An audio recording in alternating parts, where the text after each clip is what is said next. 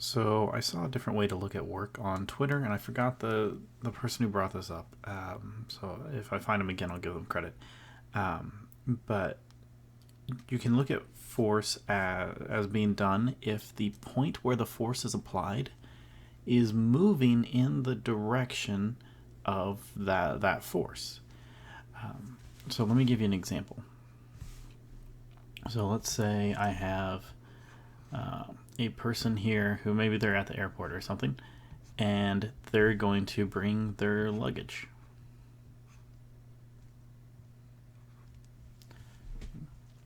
So the force itself is at an angle to the ground.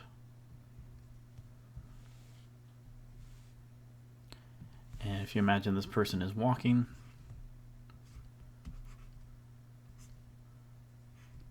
and they have covered some distance. Let's use a line.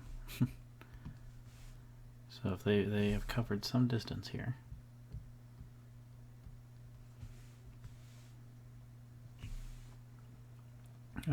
we can already tell that work's being done because some component of the force is parallel to the displacement of the object that's the force is being exerted on.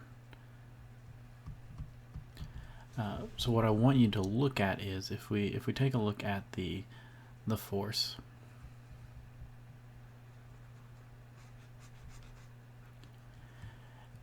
as the person walks across, the point at which that force is applied, so I'm saying the luggage itself is the object, and the tension created in the arm and the handle is our force. As the person walks along,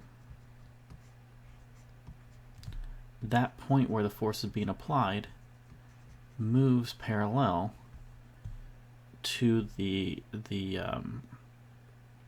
direction the force is in. And now, granted, it's not completely parallel. It's moving parallel to a component of the force.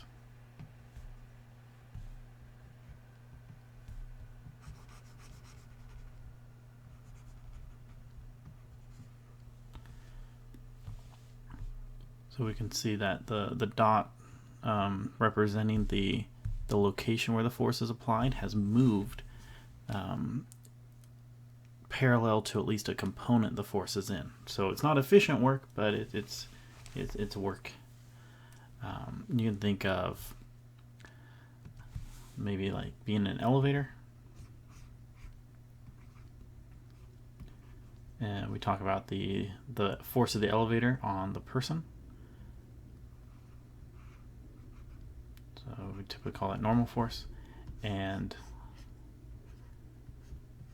as that elevator, let's say it ascends,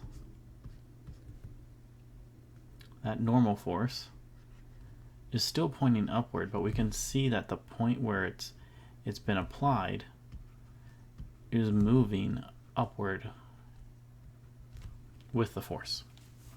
So that's another way to see if work is done. Is the point that the force is being applied moving in the direction that the force is acting? Okay. And that's all I got for you. Thank you.